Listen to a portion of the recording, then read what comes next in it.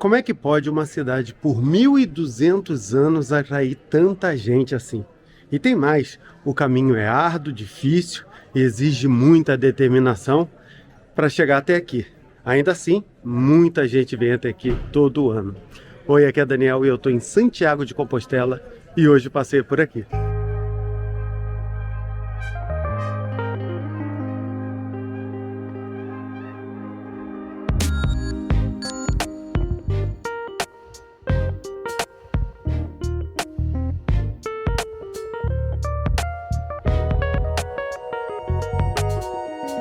Você provavelmente já ouviu falar do Caminho de Santiago, que é um trajeto normalmente feito a pé por milhões de peregrinos, e esse caminho pode chegar a muitos e muitos quilômetros. Para ter ideia, o caminho mais tradicional, que sai da França, ele tem mais ou menos uns 800 quilômetros, então são muitos dias de caminhada de pessoas de toda a Europa e até do mundo para chegar até aqui.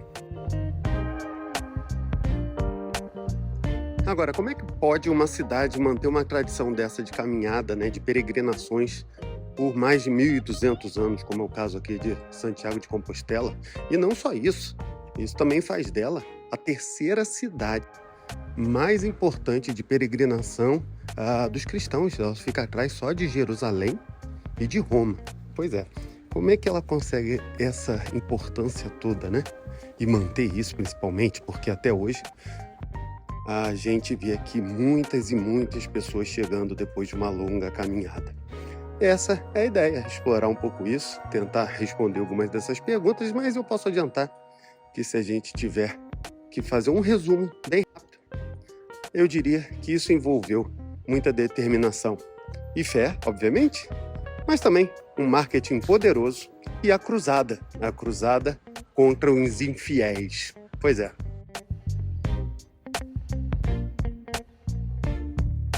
E a gente vai começar o passeio justamente no ponto final, Onde ele termina. Aqui termina o Caminho de Santiago, aqui é a Praça Obradoiro.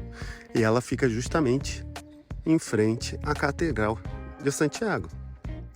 E aqui, sem dúvida, é o ponto final. Aqui é a última parada dos peregrinos que vêm caminhando de várias partes da Europa até aqui. Então, realmente, quando você chega aqui, agora está bem cedo, mas lá por volta das 10, 11 horas da manhã, a maioria deles começam a chegar e se juntar justamente aqui nessa praça para comemorar um grande feito, Imagina, provavelmente essa pessoa andou muito, e se esforçou muito, se dedicou muito a chegar até aqui. Então, quando chega aqui, a energia do pessoal é muito legal de ver. As pessoas satisfeitas com atingir algo que elas buscaram tanto, porque sem dúvida não é fácil. E é daqui que a gente começa hoje.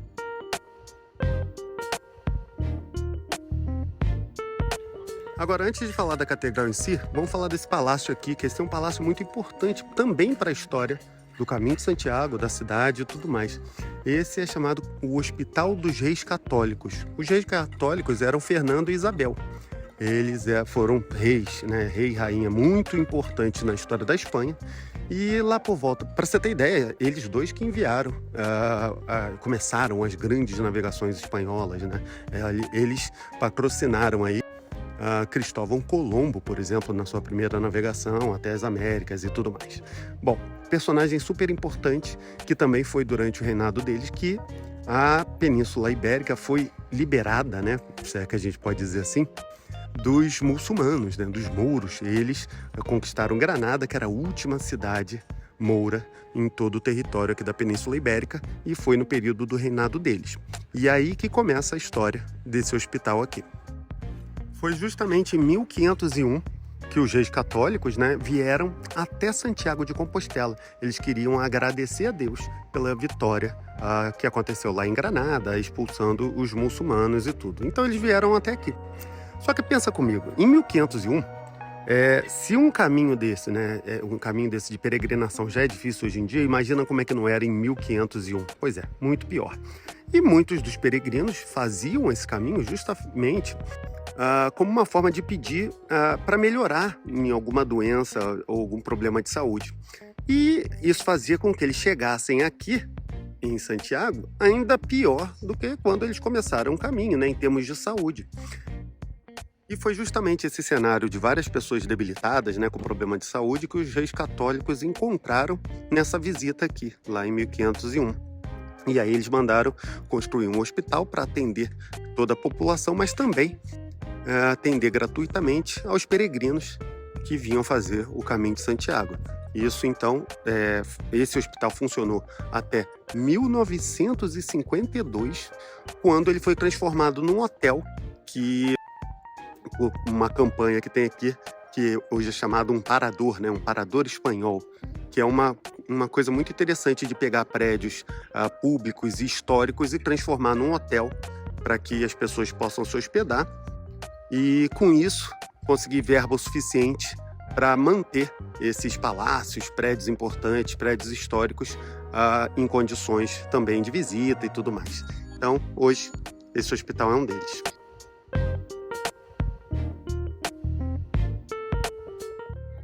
Aqui em frente à catedral tem o prédio do Conselho, que é a Câmara Municipal, né, aqui da cidade. E lá em cima, a cavalo, a gente vê o Santiago, em uma das suas 3 versões, que ele é mais retratado.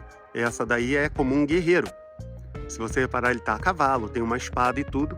E, segundo a tradição, ele teria descido do céu para ajudar os cristãos justamente nas batalhas contra os mouros. Não à toa, o nome dele, o nome do Santiago nessa versão de guerreiro é chamado como Santiago Mata-Mouros. É um nome bem sanguinolento, né? E que talvez também, digamos, combina com a cena de batalha que tem logo ali embaixo dele. Essa também foi uma forma de criar um marketing bem importante para a luta contra os mouros, né? Imagina, Santiago descer como um guerreiro para ajudar os cristãos. Isso fez com que muitas pessoas também se envolvessem nessas guerras.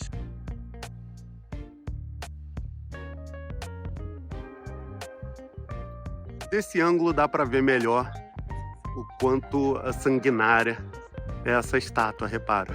Lá em cima, o Santiago Mata-Mouros, com a espada na mão, para justamente golpear um mouro que está caindo no chão, com a mão levantada, assim, como se fosse se defender. E essa cena fica justamente aqui em frente à catedral.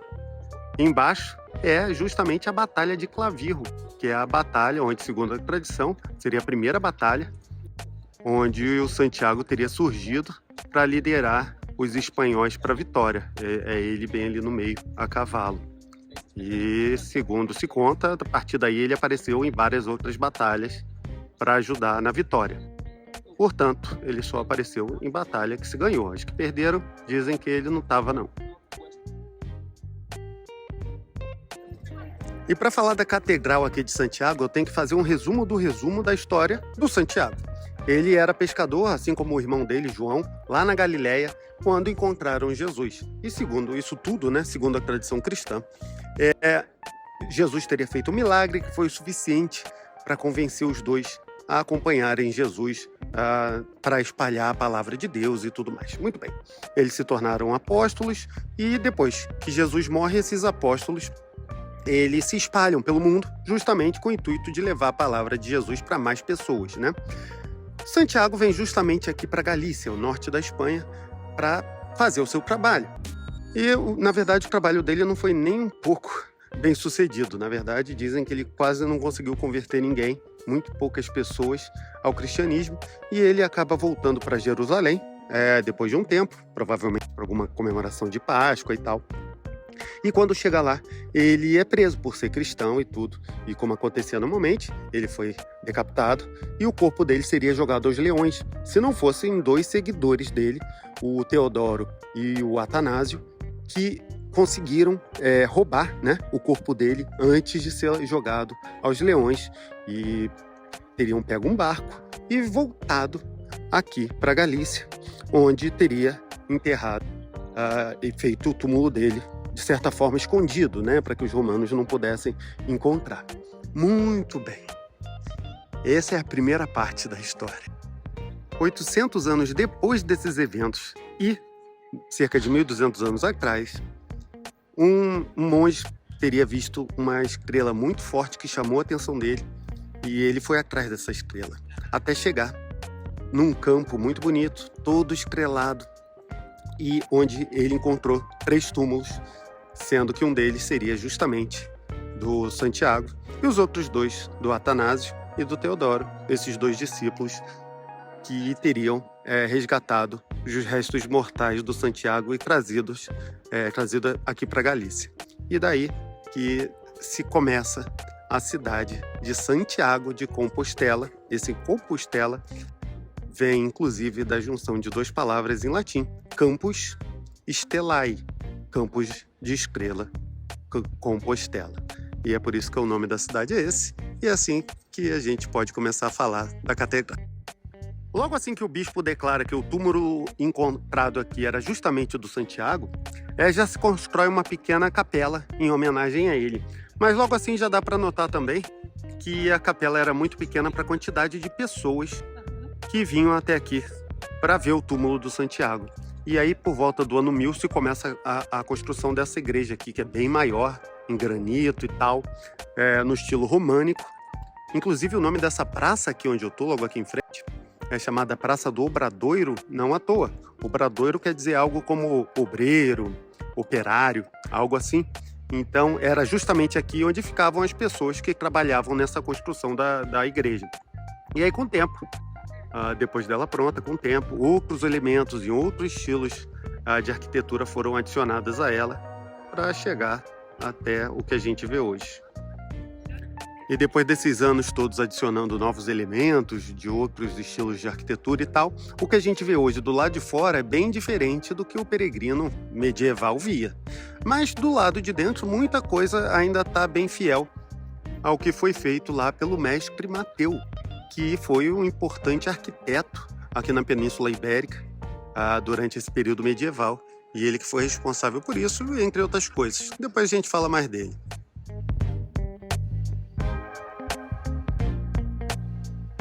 E alguns pontos para você reparar quando estiver aqui, lá em cima, lá no meio, é o Santiago, só que aí já numa ultra versão. Esse é o peregrino, repara que ele está com roupa de peregrino e tudo.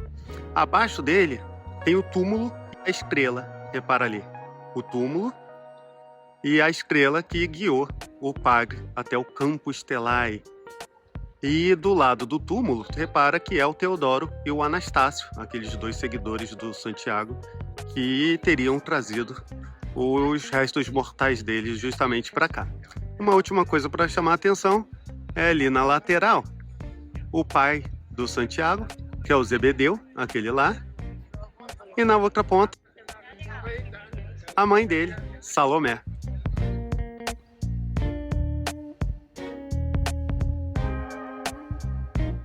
Agora é interessante que a Catedral de Santiago ela nem é a maior, nem mais, digamos, chamativa da Espanha. Tem a Catedral de Sevilha, que é gigantesca, uma das maiores do mundo. A de Toledo também é muito grande, muito bonita. Mas essa aqui, com certeza, é que tem um dos apelos espirituais mais fortes daqui. E ela é tão importante que, na verdade, ela foi a escolhida das catedrais espanholas a estarem numa moeda. Pois é. Se você pegar o euro, que é feito na Espanha, as moedas de centavo, 1, 2 e 5 centavos de euro feitos na Espanha, registram atrás justamente essa fachada aqui da Catedral de Santiago de Compostela.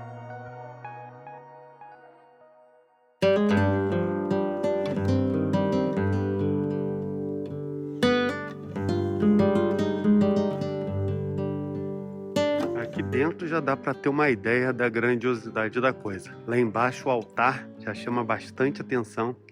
E essa igreja aqui, que no estilo românico já não tem janelas tão grandes, depois que ela foi reestruturada, algumas coisas aqui em volta, muitas dessas janelas ficaram completamente fechadas mesmo, tá vendo lá? E aí, repara só, ali em cima também tem como se fosse um segundo andar, uma galeria onde os peregrinos, antigamente, dormiam até aqui dentro. Agora imagina isso aqui cheio de gente na hora da grande missa, depois de uma caminhada gigante. É uma igreja bem, digamos, fechada, e o cheiro aqui dentro. E não sou eu que estou falando, não. Já já vou te mostrar uma coisa para remediar essa questão.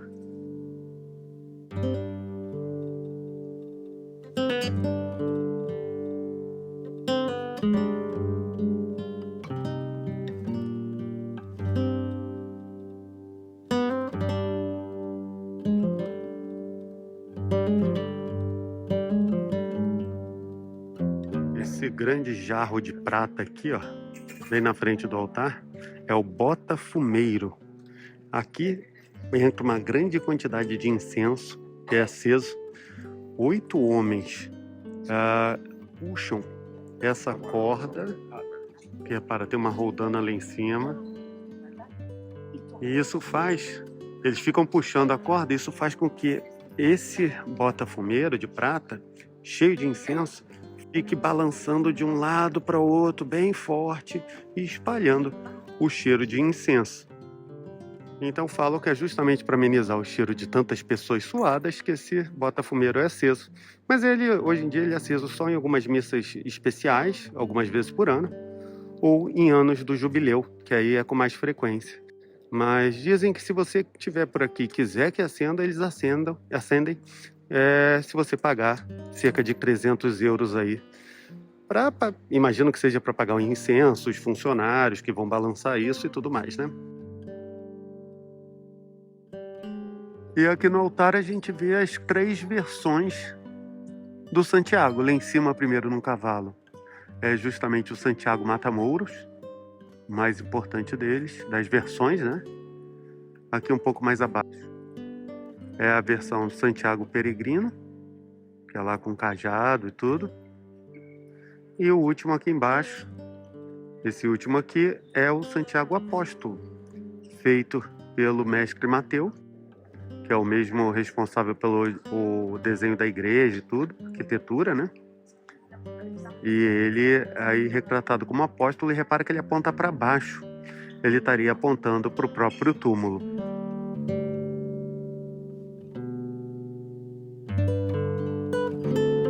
A cúpula aqui em cima foi feita só no século XVI para trazer um pouco de luz para uma igreja românica, né, que normalmente é bem escura porque tem janelas pequenas e tudo. Então adicionaram essa cúpula aí. Agora olha que interessante aqui. Em várias colunas aqui da catedral você vai ver que as pedras têm símbolos, né? Repara só, esculpidos ali. Isso era para que os pedreiros que faziam as pedras, eles colocavam seu próprio símbolo para que no final a conta fosse mais fácil de fazer e cada um receber pelas pedras que realmente esculpiu e tal, para a construção da igreja.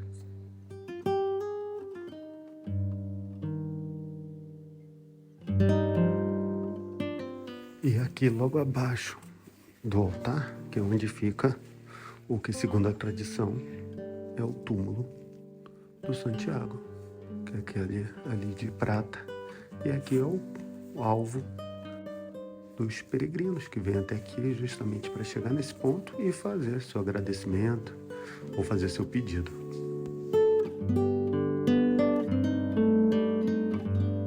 Essa aqui é a porta sagrada. Essa porta é aberta nos anos de jubileu para os peregrinos entrarem aqui na catedral. O ano de jubileu é quando o domingo cai no dia do Santiago, que é o dia 25 de julho. Isso aconteceu em 2021, mas por conta da pandemia, eles estão mantendo o ano do jubileu agora em 2022 também.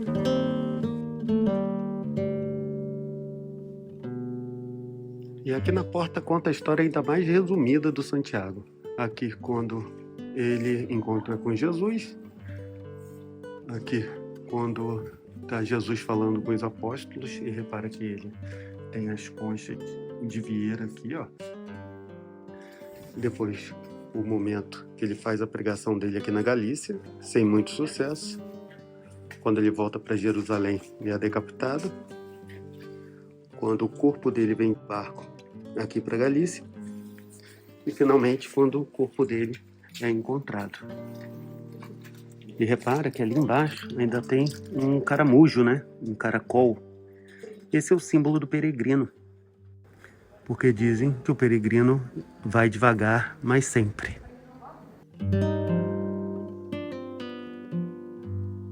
Agora, mais sensacional do que o altar e tudo isso da igreja aqui, que eu já mostrei, eu ainda acho, na minha humilde opinião, que é o Pórtico da Glória, que é justamente esse pórtico aqui, só que do outro lado. Ele era uma entrada antiga, né, fachada antiga, então sempre que o peregrino entrava por essa porta, ele estava de cara com o pórtico que está ali do outro lado. Como você já pode imaginar, infelizmente, eu não posso mostrar, não pode filmar, não pode tirar foto nem nada lá daquele lado para cá. Mas ele fica logo aqui e é um pórtico sensacional, todo hiper mega decorado, feito em 1128 pelo mestre Mateu, também chamado de Maestro Mateu, que inclusive a imagem dele tá logo ali, olha. Dizem que antigamente o pessoal chegava e passava a mão ali na cabeça da estátua do Mateu para ficar mais inteligente. Só para você ter ideia do quanto esse cara fez pela arquitetura aqui. Agora, infelizmente eu não posso mostrar, mas eu posso te dizer que quando tiver aqui, veja esse lugar e principalmente tenta lembrar o que seria um peregrino andando quilômetros e chegando aqui em 1200, por exemplo, e dando de cara com uma fachada dessa da igreja, a sensação que ele não iria ter, né? Então é muito importante você lembrar disso quando estiver aqui e ver esse pórtico.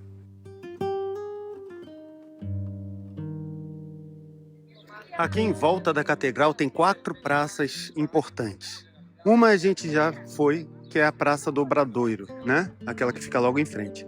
Essa aqui é a Praça da Imaculada. Aqui fica um mosteiro do São Martinho Pinaro.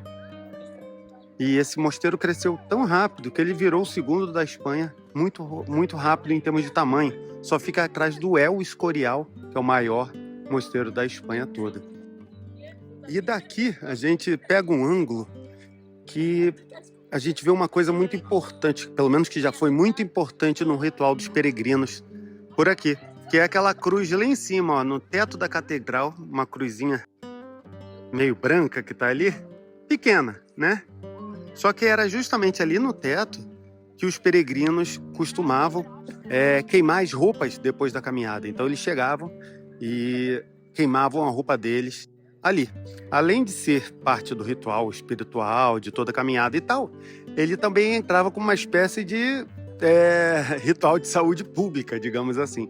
Porque imagina, antigamente a pessoa caminhava por muitos dias, sei lá, 30 dias, 60 dias, e vinha de outras partes do mundo e chegava até aqui. Acho que o mais seguro era realmente queimar a roupa. Esse ritual não acontece mais, mas a cruz continua ali. Outra coisa interessante dessa praça, que esse é a principal rota dos peregrinos que vêm pelo caminho francês, que também é um caminho mais tradicional. Então eles passam justamente por aqui. Se você ficar parado aqui alguns minutos, tem uma grande chance de alguém acabar te perguntando aonde fica a catedral. E aí você pode ajudar o peregrino a terminar o caminho dele e indicar que é só continuar reto ali, passar debaixo daquele arco e virar à esquerda. Pronto.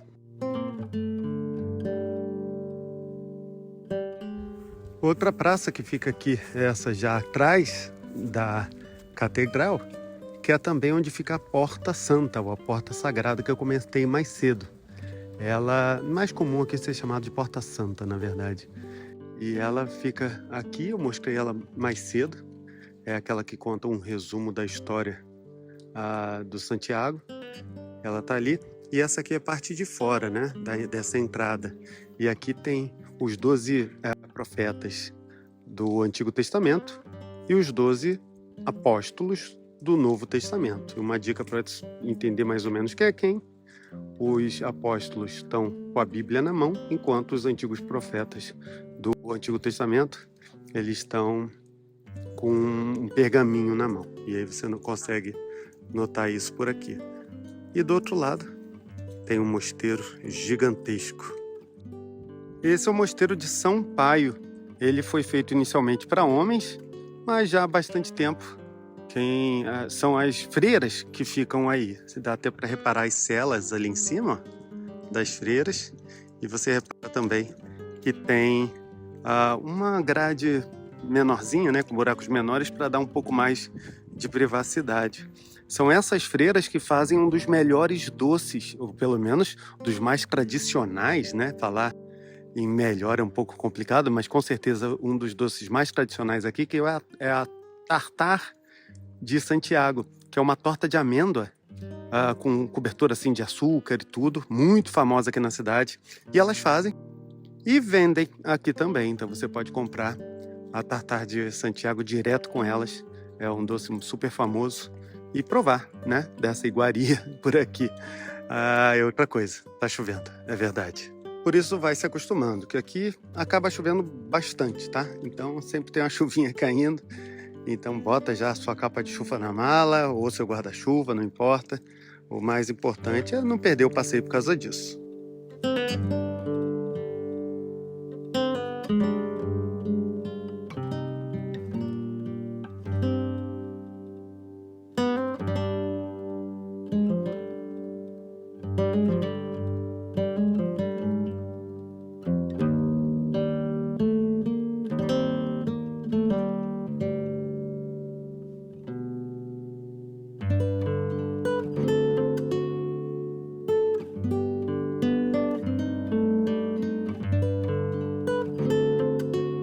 E aqui é a quarta praça do entorno da catedral.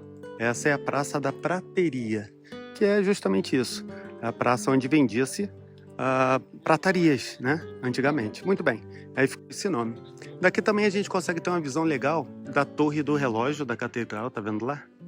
E aqui também dá para ter uma ideia de como as catedrais, igrejas no estilo românica, né? Feitas nesse período também, eram feitas para ser mais para um forte, né? Mais para um castelo do que para uma igreja em si. Então era sempre uma parede bem grossa, bem forte, numa época tão violenta, isso fazia sentido. Só que depois, conforme o tempo foi passando, elementos de outros estilos foram sendo adicionados para deixar ela mais bonita, como por exemplo o barroco. E aí por isso que você vê aquela torre tão trabalhada e também aqui à frente da porta lateral.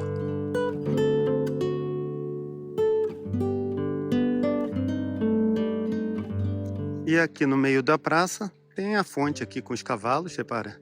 E ali um dos símbolos tradicionais da cidade de Santiago, que é justamente a moça sentada em cima do túmulo, né? Que seria o túmulo do Santiago, segurando a estrela, que teria guiado o monge até onde esse túmulo estava, né? Segundo a tradição. E aquela fachada lá também imita isso tudo, mais simbolismo da história de Santiago e tudo mais.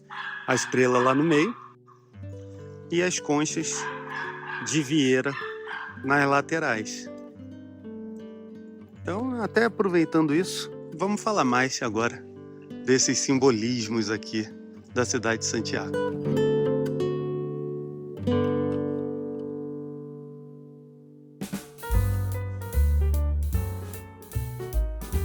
Qualquer lojinha de souvenir por aqui você vai encontrar os símbolos mais famosos aqui da cidade de Santiago. Aqui, por exemplo, a gente já faz um resumão dos principais símbolos. Começa, obviamente, com o cajado, né? Repara, é o cajado usado pelos peregrinos para fazer esse caminho, super tradicional. Outra coisa é essa cabaça aqui. Essa cabaça amarela era usada para os peregrinos beberem água, vinho, esse tipo de coisa durante o caminho. Também tem a cruz vermelha. Essa cruz é a cruz dos Cavaleiros da Ordem de Santiago. Eles eram responsáveis, né, guerreiros dessa ordem religiosa, responsáveis não só por combater os mouros, né, os muçulmanos durante esse período, lá no século XII, mas também proteger os peregrinos durante o caminho como um todo. Então eles tinham essa responsabilidade. E por último, e mais famoso, é a concha de Vieira.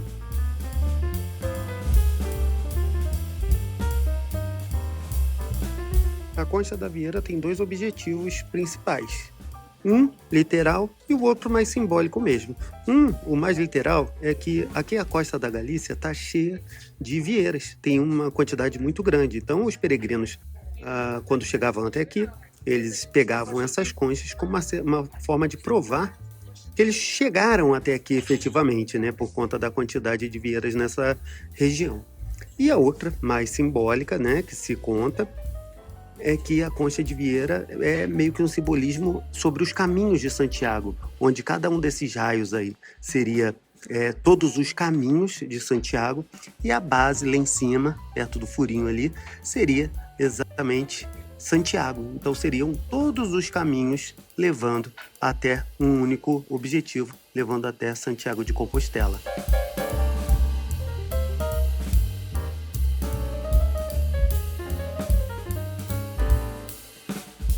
Uma outra tradição aqui é da cor amarela, ou melhor, da seta amarela.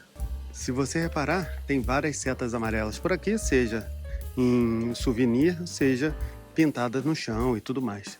Isso tem uma lenda que conta uma história simples, mas é importante saber, porque dizem que um padre queria melhorar a sinalização do caminho de Santiago para atrair mais pessoas e facilitar esse caminho. Então ele pediu a doação de tinta para poder pintar e informar os peregrinos.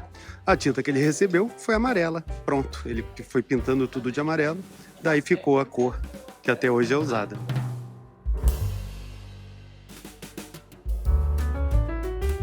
E daqui a pouco eu vou falar de mais curiosidades aqui de Santiago de Compostela, mas antes quero dar um passeio aqui no Museu da Catedral de Santiago.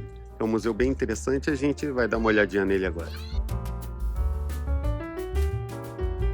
Esse museu é interessante, que ele mostra a construção em si, conta a história da catedral, mas desde lá do início, então vem em ordem cronológica. E aqui, por exemplo, você vê algumas primeiras peças feitas lá atrás, logo no início da construção da catedral. E uma coisa interessante é essa pedra aqui, feita pelo maestro Mateu, né? Já falamos sobre ele. Olha que interessante. Aqui é um friso, né? E já tem aqui com motivo floral, de vegetal, né, e tal. E já tem uma parte esculpida. E você vai vendo que aqui tem uma parte ainda que falta ser esculpida, como se tivesse deixada pela metade. E para quem tem curiosidade de como uma catedral dessa é construída, repara só, essa aqui é uma peça que carregava os blocos de pedra, né, de granito, até lá em cima. Repara na imagem no fundo. Seria essa peça aqui, que está ali na imagem do fundo. Que ela usa o próprio peso da pedra para segurar a pedra e conseguir puxar ela lá para cima.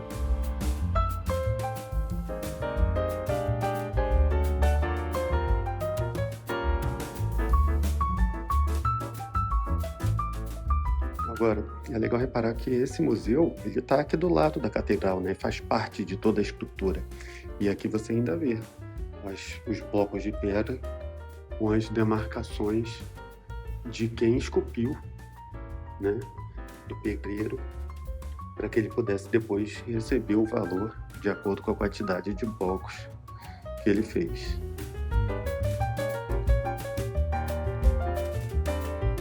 Conforme a gente sobe os andares aqui, o tempo também passa. Aqui já são de obras sacras do século XIII até o século XV. E tem uma aqui que não é muito comum no resto da Europa, mas aqui na Galícia ela está praticamente na maioria das igrejas, que é a Virgem Grávida. Normalmente não se registra assim, mas aqui na Galícia é muito comum. Mostra Maria, né? Estaria esperando Jesus. E aí é muito tradicional esse tipo de imagem. Também é chamada de a Virgem da Anunciação. E é muito comum ela ter a barriga assim mais protuberante, de grávida mesmo, e tá sempre com a mão na barriga. Essa aqui é do século XV. Ó, essa aqui também é normal. Ela tá perto do arcanjo Gabriel, que foi justamente ele, segundo a tradição, que teria dado a mensagem para ela que ela estaria grávida de Jesus e tudo. Que é esse momento, na tradição é chamada Anunciação. E aí repara que ela está grávida aqui, ó. E essas duas estátuas se acredita que foram dados pela Rainha Isabel de Portugal depois da peregrinação que ela fez até Santiago. E não parece, só que essa aqui é, na verdade, mais antiga do que a outra que a gente viu. Essa aqui é de 1325.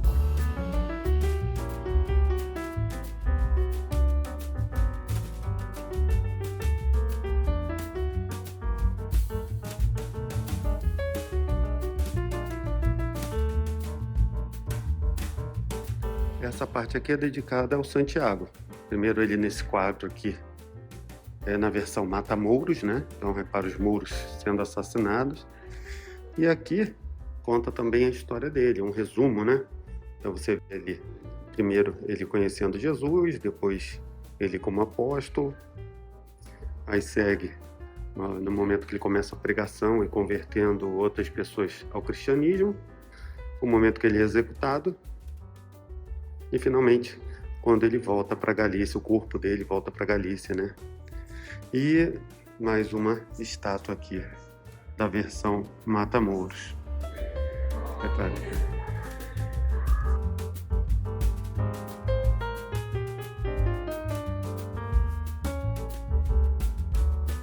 Olha o tamanho desse altar aqui, feito pro rei Fernando III. Gigantesco. E todo em madeira esculpida.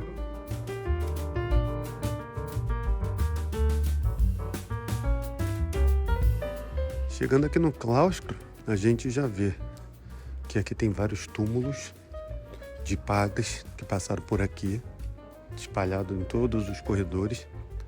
E ali no centro tem a fonte que ficava, na verdade, na frente da catedral, antigamente, que era usada pelos peregrinos, né, para se lavar e tal, antes de entrar na missa, antes de entrar na catedral. E lá também o sino original, que na década de 1980 foram substituídos pelo que tem hoje lá.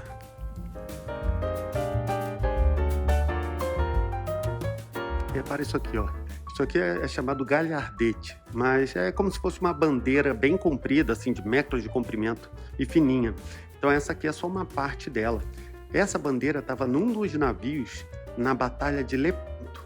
A Batalha de Lepanto foi uma batalha naval muito importante, onde foi uma luta entre uma coalização de países e regiões católicas contra os turco-otomanos, basicamente. A Espanha e parte da Itália foram a grande parte dessa coalização católica. Mas aqui a gente consegue ver alguns que participaram também. Então, por exemplo, lá em cima tem o símbolo de que seria da Grécia, no leão ali no meio é de Veneza, aqui embaixo da Áustria. Mas aí ainda tem a Casa de Castela, tem também a bandeira de Gênova, tudo junto. E isso ficava num desses navios que acabou se soltando lá e pronto, foi parar aqui. Hoje está exposta. Teve até uma pessoa importante que participou dessa batalha, que foi o Miguel de Cervantes, né, o autor de Dom Quixote. Ele participou dessa batalha, saiu machucado, inclusive, e provavelmente ele teria visto, né, essa bandeira lá no alto do navio. A parte de tapeçaria também é interessante ver. Essa primeira parte aqui mostra o dia a dia na Holanda do século XVII. Então é interessante notar e reparar os detalhes, porque eu estava aqui reparando e tive a sensação que nesse período o pessoal devia ter uma incontinência urinária forte, porque repara, nesses 3 tapeçarias aqui, ó, tem um cara ali fazendo xixi no canto, tá vendo? Só que nessa outra aqui também tá lá o cara de novo, lá no cantinho. E nessa também não podia faltar. O pessoal tinha algum apego com isso.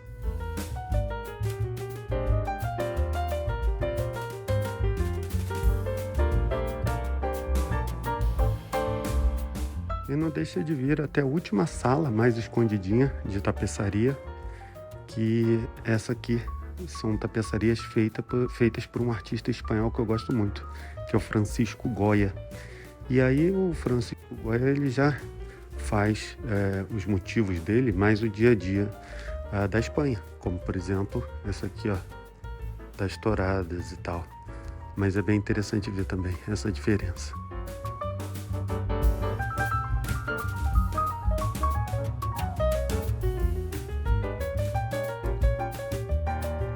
Dá uma olhada aqui nessa placa do museu, ó. Esse aqui está escrito em galego. Olhando rápido até lembra o português, mas você vê que tem algumas diferenças. O galego, na verdade, está mais próximo historicamente, né, do português de Portugal, né, do que da Espanha, do espanhol. E isso faz com que ele seja realmente bem parecido com o português. Lógico que com o tempo, os dois idiomas convivendo, né? O galego acabou puxando algumas coisas do espanhol também, tudo. Teve também durante o período da ditadura aqui, do Francisco Franco, o idioma galego foi proibido, assim como aconteceu na Catalunha, como aconteceu também no País Basco. Todos eles tinham seu próprio tipo de idioma. E foi tudo proibido durante a ditadura, só depois que o Franco morreu, que eles voltaram a falar, e hoje tem placas e tudo com o idioma local. E é realmente diferente, a sensação que dá é que é um idioma mais ou menos entre português e espanhol, alguma coisa derivada dos dois. Porque repara, esse aqui do lado é o espanhol mesmo.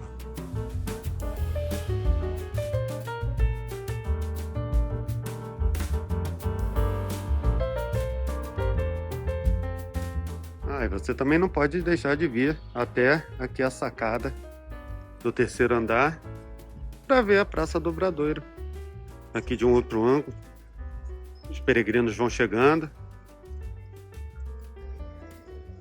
Aqui a gente vê também o prédio do Conselho com a estátua de Santiago Matamoros. Lá atrás o Hospital dos Reis Católicos também.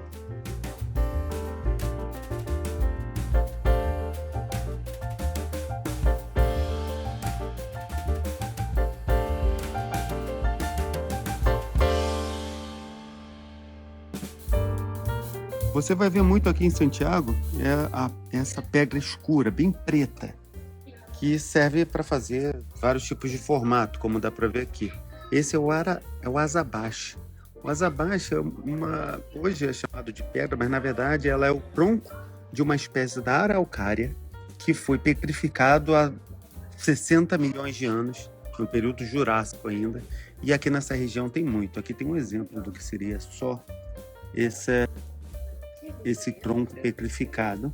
E daí depois, ele, quando é polido e tudo, ele fica uma pedra preta até bem bonita, bem brilhosa e tal. E é bastante usado por aqui para fazer os símbolos, né, de Santiago, que, segundo o pessoal aqui que acredita, espanta o mal-olhado e protege quem carrega ela e tudo mais. Principalmente a figa. É uma figa que no Brasil também tem bastante, inclusive. Dizem até que essa tradição da figa chegou no Brasil justamente levada por imigrantes espanhóis que vinham aqui dessa região e levavam a figa, e isso acabou ficando na cultura como uma forma de proteção contra mal-olhado e tudo mais. Essa pedra preta também é chamada de pedra do peregrino, porque muitos chegavam até aqui e compravam, né, para ter proteção e mostrar que vieram até aqui. Agora, quando você estiver aqui, se você quiser comprar uma pedra dessa, só cuidado, que tem lugar mais preocupado em atrair dinheiro do turista do que espantar mal-olhado. Outro símbolo que você vê aqui direto é esse Buen Camino. Esse é o que normalmente o peregrino fala para o outro durante o caminho e tal, para desejar realmente uma boa viagem, né, no final das contas, a desejar que a pessoa complete o caminho. Agora, se você estivesse fazendo esse caminho lá no período medieval, a frase, a palavra, seria outra. Na verdade, seria Ulpreia.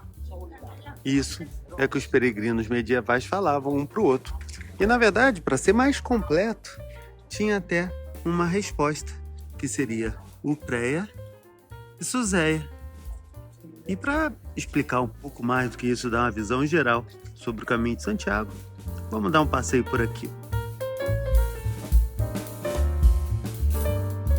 Olha, é difícil dizer exatamente quais são os caminhos para Santiago, tá? Acaba que a sensação que dá é que qualquer caminho é caminho.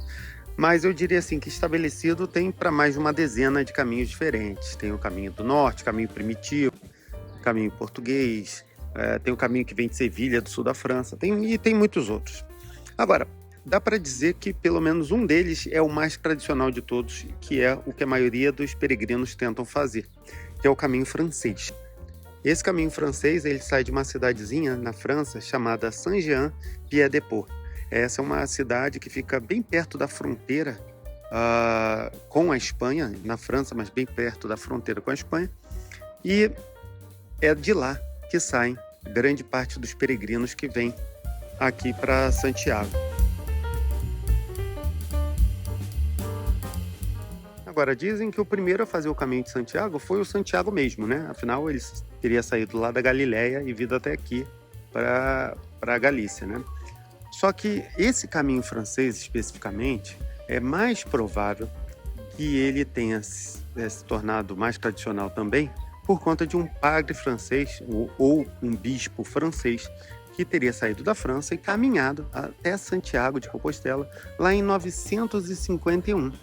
Então ele teria sido, mesmo que ainda informalmente, a primeira pessoa a fazer esse caminho para Santiago.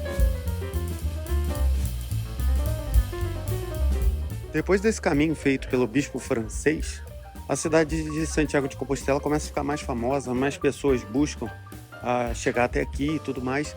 Mas isso só se oficializa mesmo lá no século XII, quando o Papa Calixto II decreta que qualquer pessoa que viesse até Santiago, confessasse seus pecados e tomasse a comunhão aqui, estaria livre dos pecados e poderia ter um lugar no céu.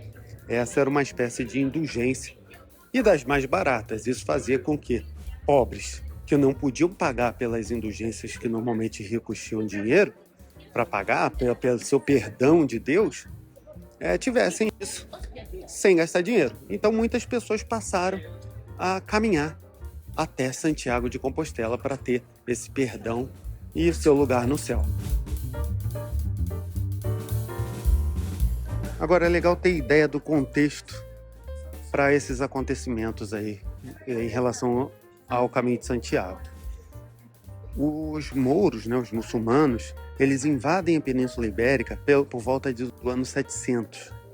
Em 800, eles já tinham conquistado uma grande parte da Península Ibérica, que é mais ou menos quando se encontra os restos mortais do Santiago. Mais tarde se começa o caminho. Em 1100, 1100 e pouco, quando o padre decreta essa indulgência, né, esse perdão para quem viesse até Santiago, a Reconquista estava explodindo.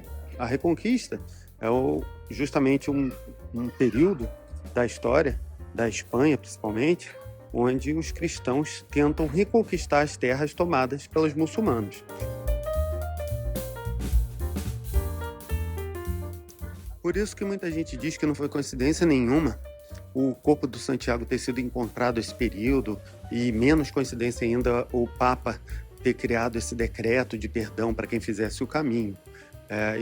Junta isso com a história do Santiago Matamoros e tudo mais, você tem uma grande campanha de marketing no período medieval, fortalecendo a ideia de que você, como uma pessoa normal, uma pessoa comum, deveria lutar ao lado da igreja, ao lado do cristianismo, contra os mouros, contra os infiéis, para livrar, né, a Península Ibérica naquele momento dos mouros. Mas isso acaba se estendendo também para as cruzadas mais distantes, como até Jerusalém, por exemplo, até também cruzadas na África, onde também tinham muçulmanos e tudo mais. É nesse momento da história que a gente chega no termo Préia e Suséia.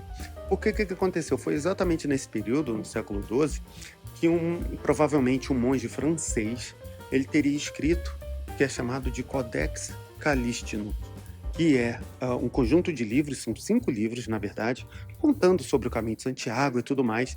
Porém, o 5º livro, o último deles, é praticamente um guia de viagens.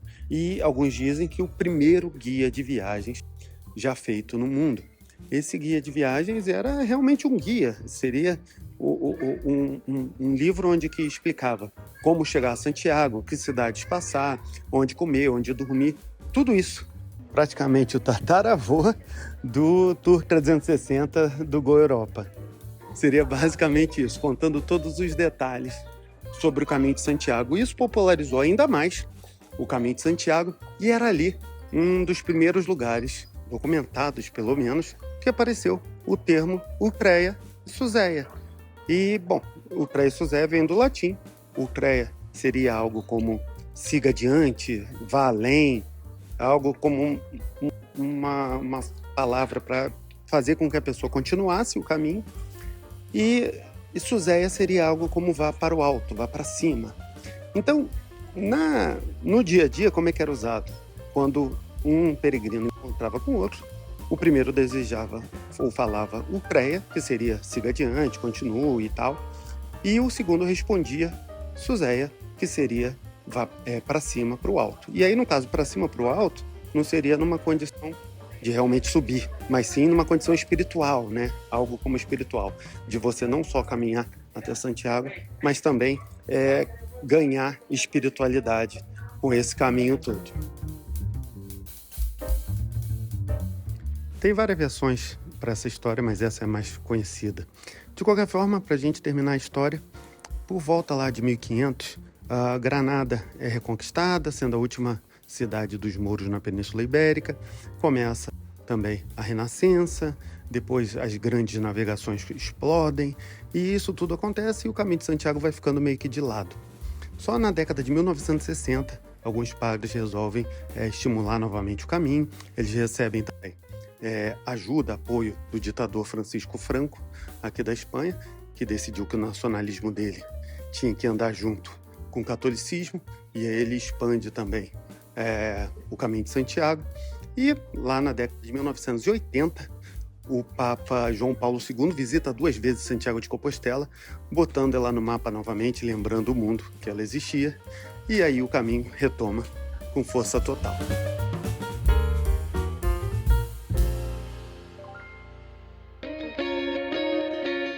Que tal a gente falar um pouco sobre a parte gastronômica aqui de Santiago de Compostela?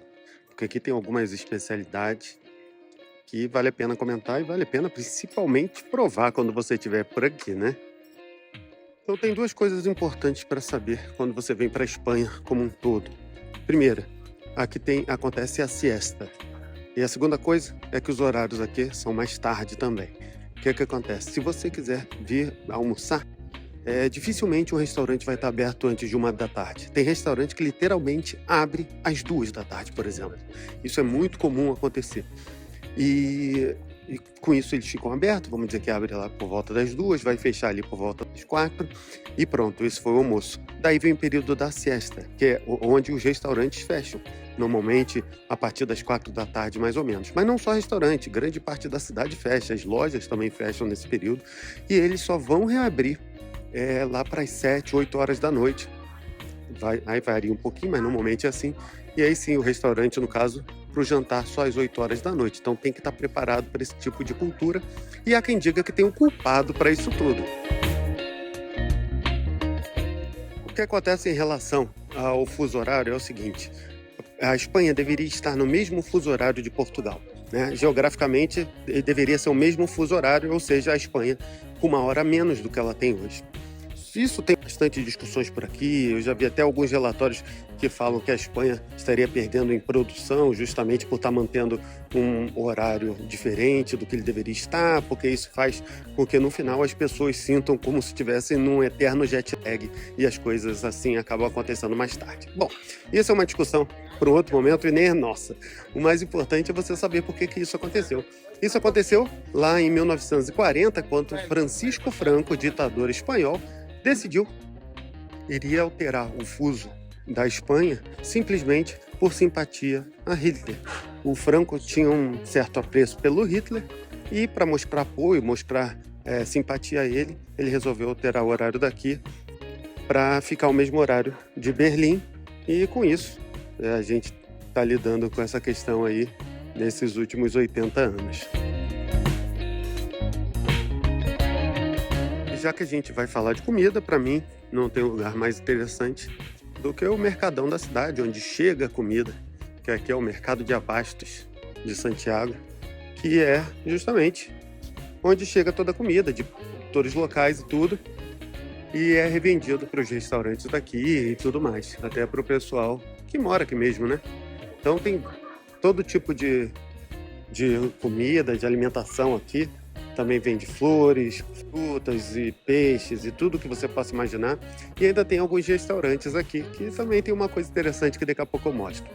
De qualquer forma, esse mercado, olhando rápido, ele lembra até um mercado medieval, mas na verdade ele foi feito na década de 1920 para juntar todos os mercadinhos que tinham pela cidade. Eles juntaram tudo, concentraram tudo aqui e hoje é o que a gente vê.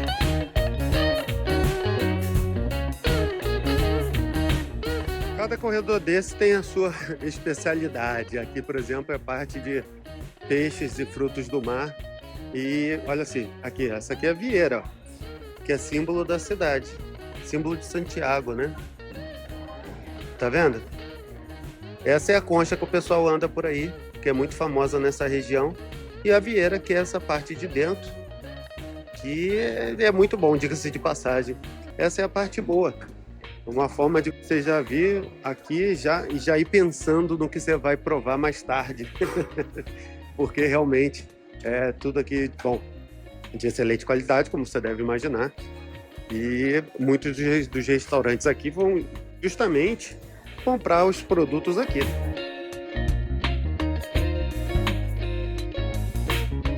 Mas eu acho que o carro-chefe aqui é o polvo.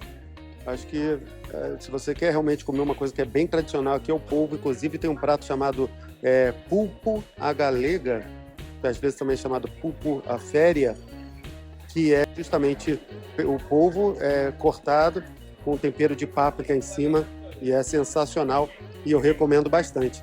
Um outro tradicional aqui, também é tradicional em Portugal e eu gosto bastante, é esse aqui, que é horrível de se ver, mas eu gosto bastante, principalmente com uma cerveja ou um vinho, cai muito bem. Esse é o Percebes. Ele é caro, se você olhar ali, é 58 euros o quilo. E ele realmente é bem caro. E é caro porque ele é difícil de pegar, porque ele vive normalmente nas encostas, justamente onde o mar bate. E é muito arriscado pegar ele nessas encostas, mas vale a pena provar pelo menos uma vez. E ele come como um petisco mesmo. Ele tem uma espécie de uma carapaça que você tira, e essa capa também tira, e você só come o que tem dentro. Vale a pena provar. E se você quiser comprar uma concha de vieira mesmo, diferente de muitas que são vendidas aqui, que são fabricadas e tal, tá aqui, ó. Custa €1.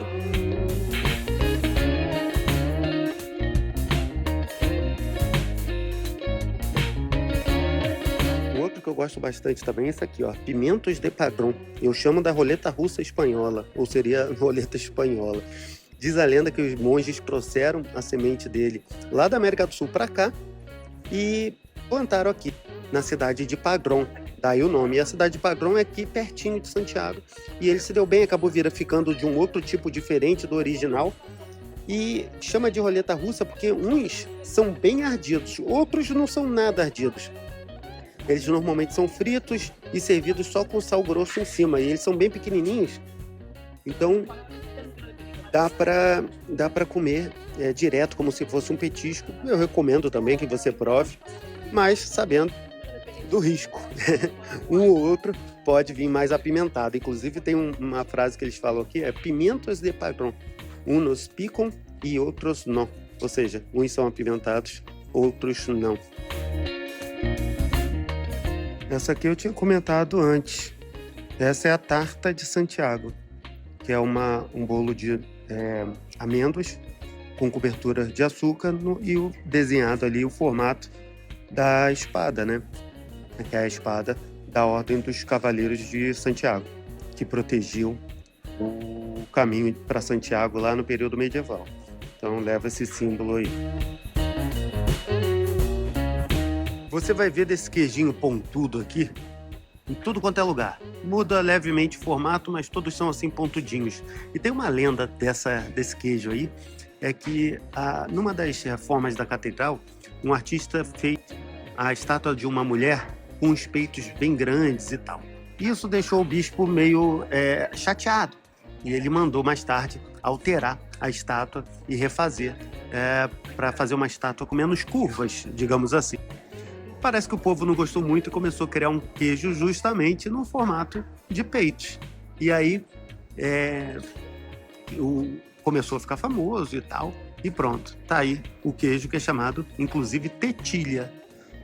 O queijo é muito bom, eu recomendo, é feito, em sua maioria, de uma espécie de vaca daqui dessa região, então vale a pena provar, porque também é muito típico aqui da Galícia, o queijo tetilha.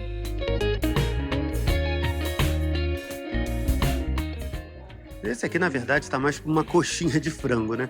Mas ele, na verdade, é a versão defumada do queijo. Então, uma opção aí também para você.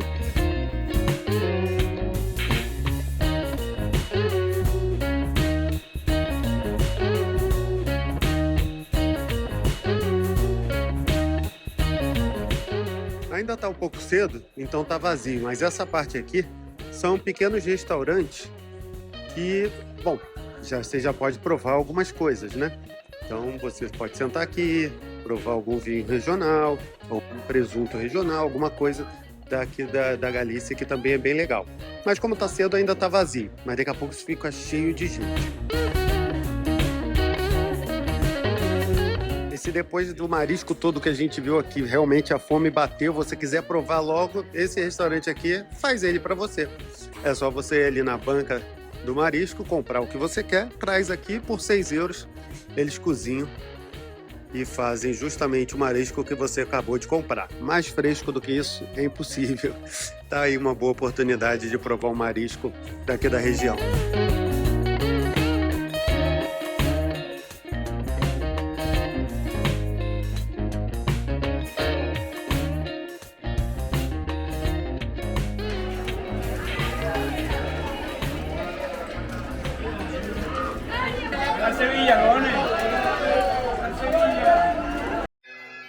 Você vai ver por aqui pessoas tocando a gaita de fole, aquela bem tradicional, bem parecida com aquela da Escócia. E essa é uma tradição que se acredita ser celta, né? E tem que lembrar que você vê isso bastante na Irlanda, na Escócia e aqui na Galícia, porque eles tiveram mais tempo, vamos dizer, de cultura celta. E a gente está no mesmo lugar que a gente começou, na Praça do Obradoiro, recepcionando os peregrinos que fizeram esse caminho tão difícil e chegaram até aqui. Eles estão comemorando, eles estão satisfeitos. Hoje está um dia de sol, um dia bonito, céu azul, que deixa tudo mais interessante, né? E eu, na verdade, só quero agradecer. Quero agradecer você por ter ficado aqui até agora assistindo esse vídeo, do início ao fim. Espero que você tenha gostado. Não deixa de entrar lá em goeuropa.com.br/Eurotrip e baixar um e-book gratuito para te ajudar a viajar mais e melhor. Te vejo no próximo vídeo. Um abraço. Tchau, tchau.